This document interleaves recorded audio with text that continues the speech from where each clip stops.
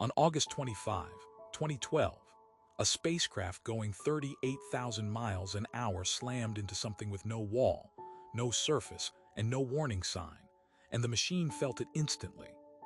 Voyager 1 was 11 billion miles from Earth when its plasma readings jumped 40 times over in less than a week, and nobody on the ground knew why until the data crawled back at the speed of light, 17 hours late. Here is the thing scientists still find hard to picture. The sun is not just a ball of fire sitting still in space. It is constantly exhaling, blasting out a stream of charged particles called solar wind in every direction at over 1 million miles an hour, and that wind inflates a bubble around the entire solar system big enough to swallow every planet with room to spare. That bubble has no bricks, no membrane, nothing you could ever touch. It is pressure holding back pressure, the sun's breath pushing against the breath of 100 billion other stars in the galaxy.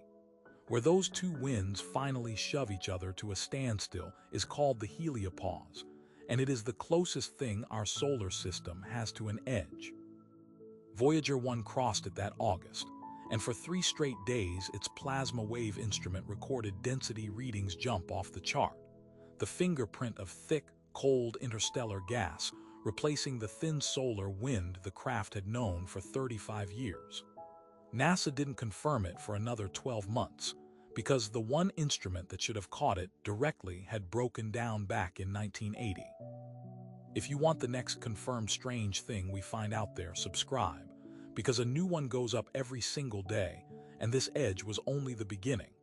What makes this stranger is what happened to Voyager after it crossed. It didn't sail into empty nothing. It kept detecting magnetic field lines from the sun still tangled around it, thousands of miles past a boundary that was supposed to mean it had left the sun's influence completely. The border wasn't clean. It was messy, folded, and still arguing with itself, like a screen door that never fully shuts even after you've stepped through it. Hit like, and drop a comment if you think Voyager knew it had crossed anything at all.